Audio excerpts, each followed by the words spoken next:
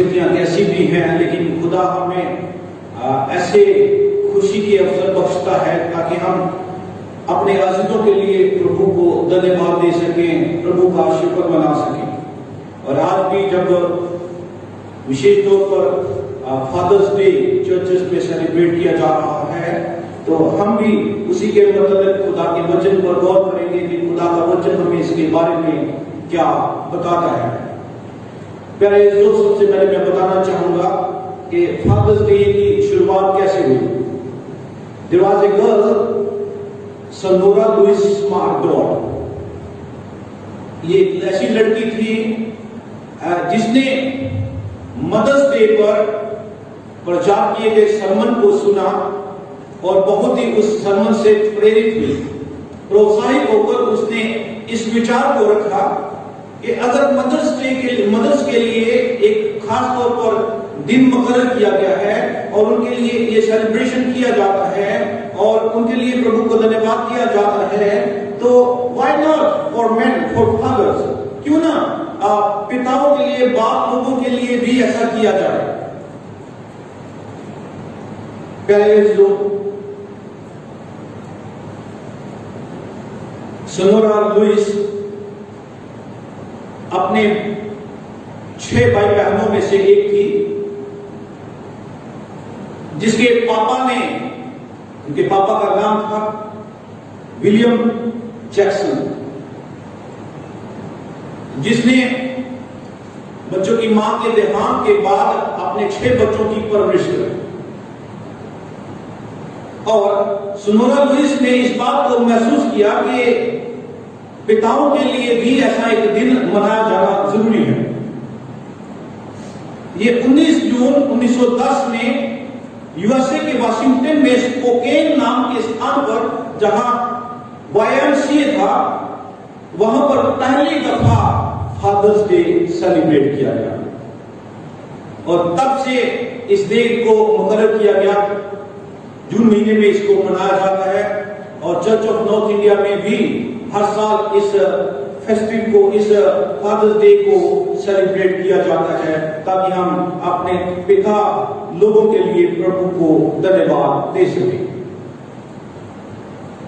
आज के संदेश में जाते समय मैं बताना चाहता हूं कि परिवार में विभिन्न शख्स होते हैं और हर शख्स अपने किरदार को अपने परिवार में निभाता है, लेकिन there is an importance place of father in family.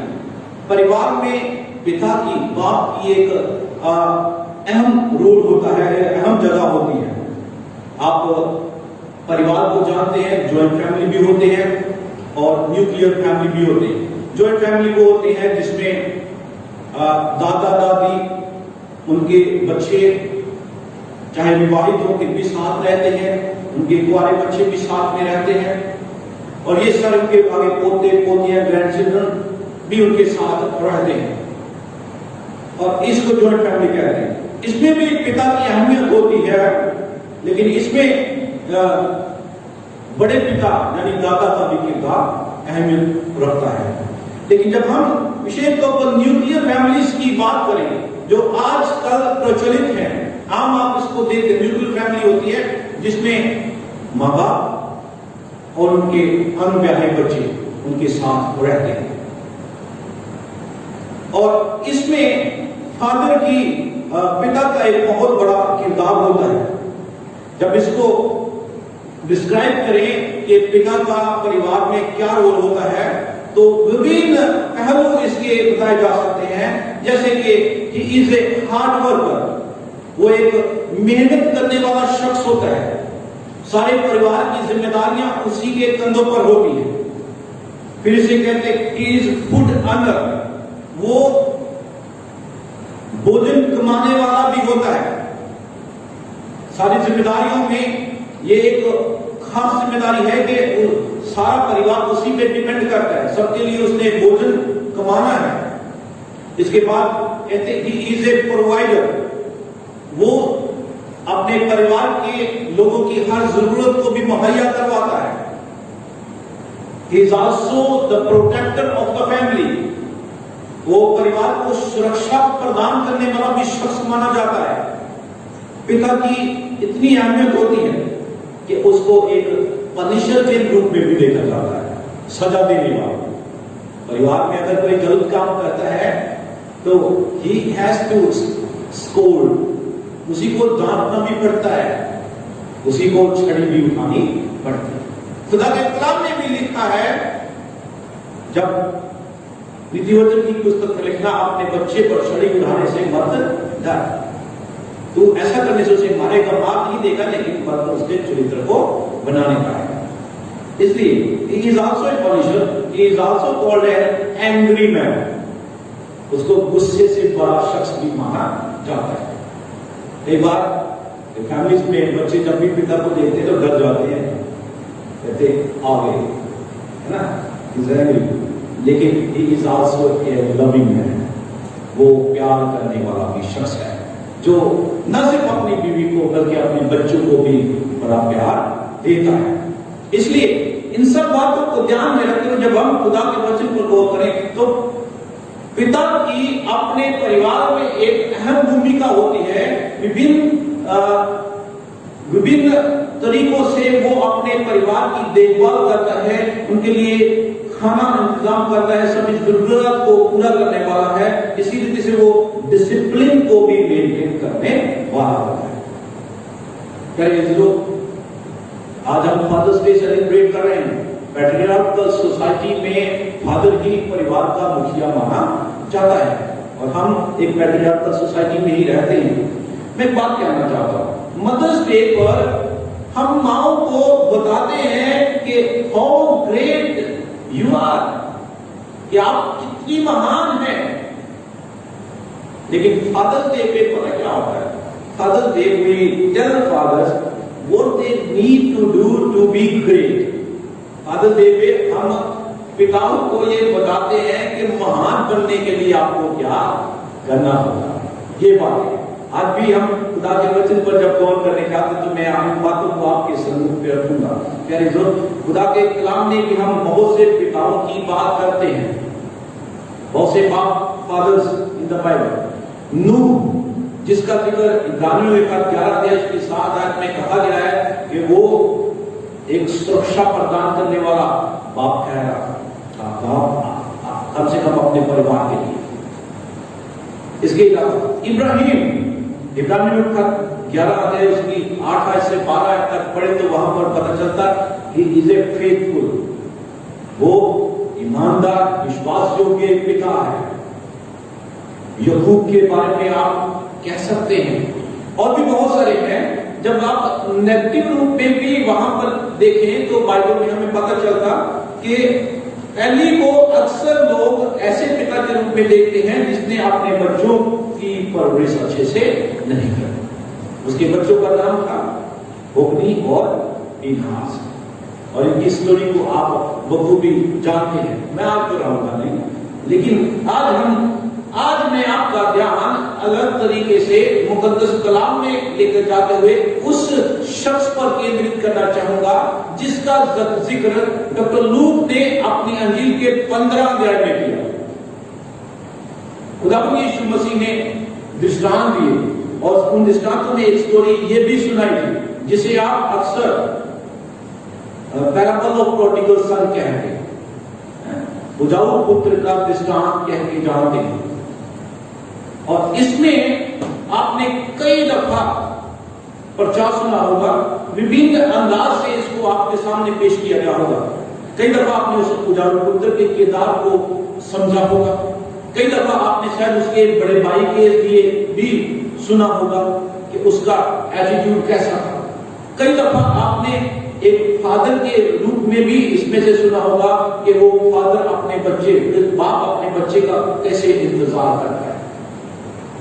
आज एक और अंदाज से हम एक आदर्श बाप की बातें, क्वालिटीज को नोट करेंगे। इस फादर में, इस पिता में एक आदर्श पिता की खूबियां जानने पाएंगे। प्यारे दोस्तों, आज हमने पढ़ा लूका की अंजील 15 अध्याय उसकी 11 से, जिसमें बताया गया कि किसी मनुष्य, प्रभु यीशु मसीह कहते हैं किसी मनुष्य के 2 पुत्र थे, यहाँ पर किसी का नाम नहीं बयान किया गया, लेकिन संदर्भ में प्रभु यीशु मसीह यहूदी समाज में ये दृष्टांत कह रहे हैं, तो प्रोबेबली उनके दिलो दिमाग में भी यहूदी पिता ही होगा, ये उनमें से उन्हीं के लोगों को सुना रहे हैं। और उसने कहा, उसके दो पुत्र थे और उनमें से छोटे ने पिता से कहा, हे पिता, संपत्ति में से जो बात मेरा हो वह मुझे दे दीजिए। प्यारे जो सबसे पहले मैं आपके सामने, जो शायद इस दृष्टांत में बात नहीं रखी गई, लेकिन वो कहना चाहता हूं, एक आदर्श बाप अपने बच्चे को बचपन से अच्छी चीजें सिखाता है, विशेष तौर पर खुदा के कलाम की बातें सिखाता है।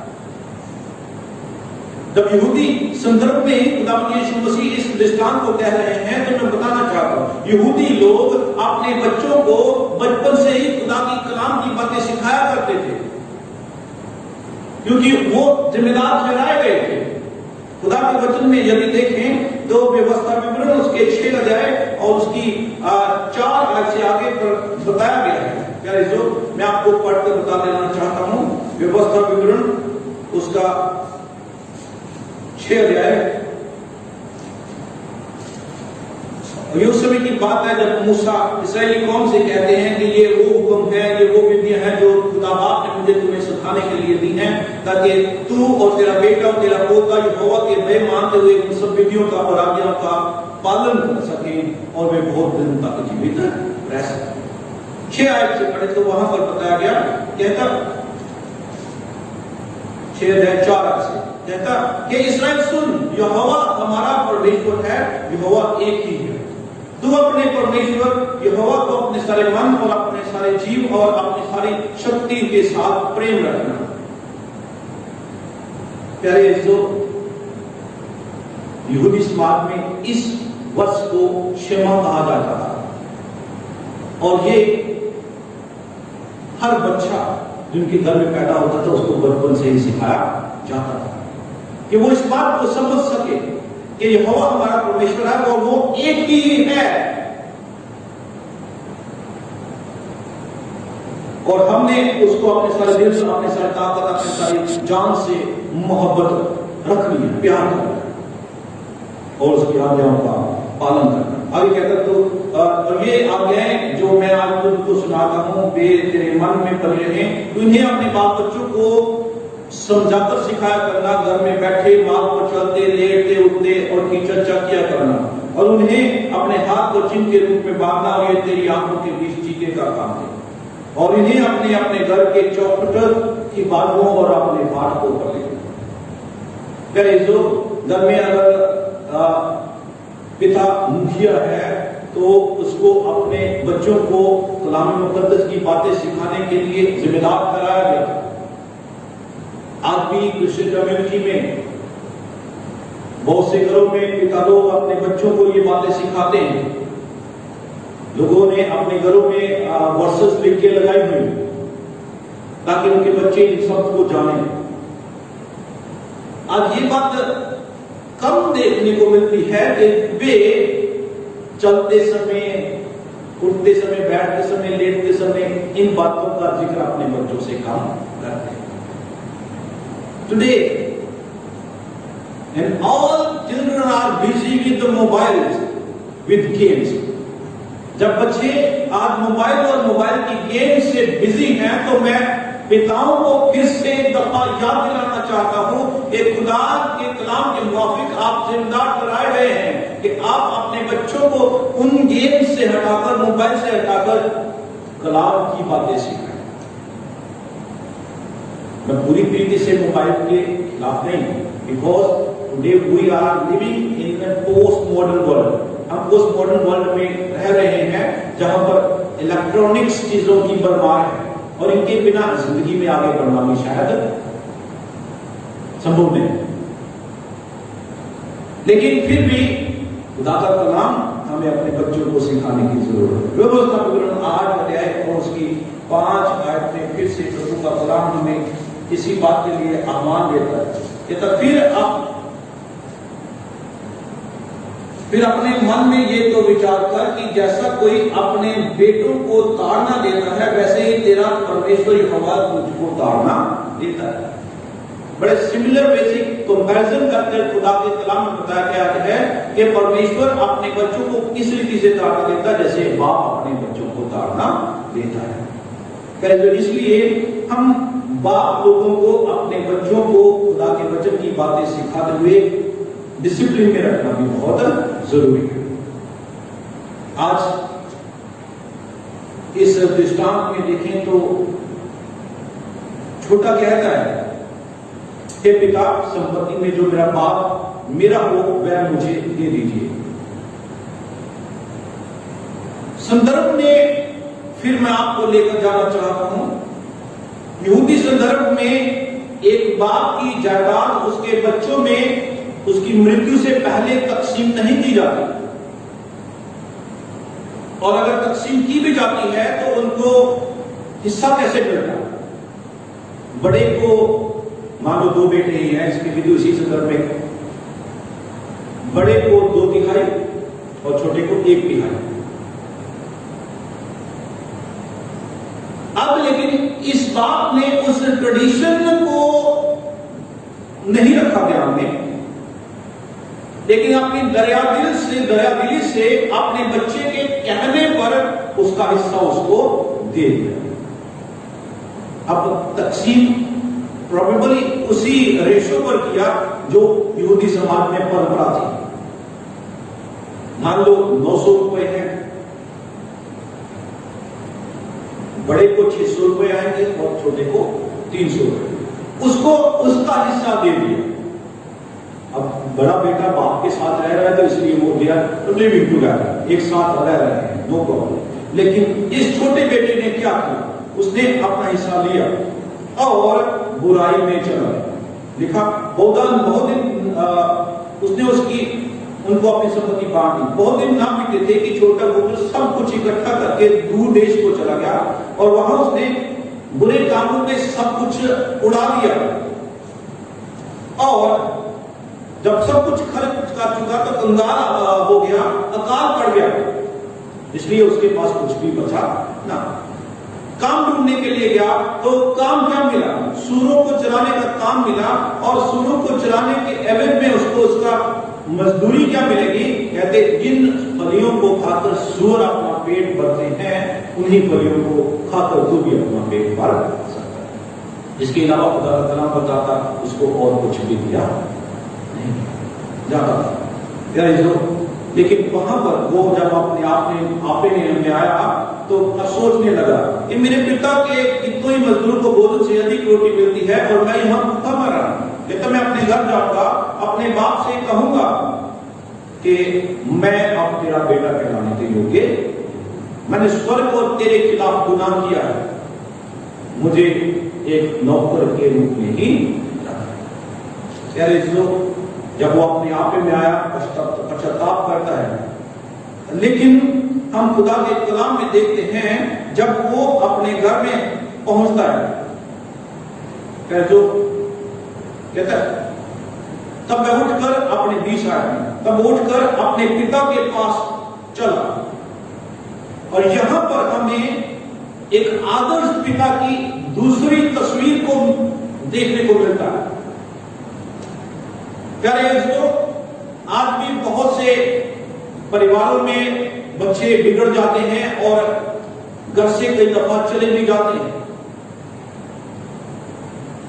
लेकिन बहुत से बच्चे ऐसे भी हैं जो इस प्रोडिगल सन, इस उजाड़ पुत्र के समान अपने घर वापस आने की चाहना रखते हैं, लेकिन बहुत दफा परिवार के अजीज, विशेष तौर पर पिता लोग उन्हें फिर से अपने पास आने देना नहीं चाहते। उन्हें क्या कहते हैं जो तेरा था वो तू ले गया। लेकिन इस बात की तस्वीर को देखें, पहले जो 20 आयत में लिखा, तब वह उठकर अपने पिता के पास चला।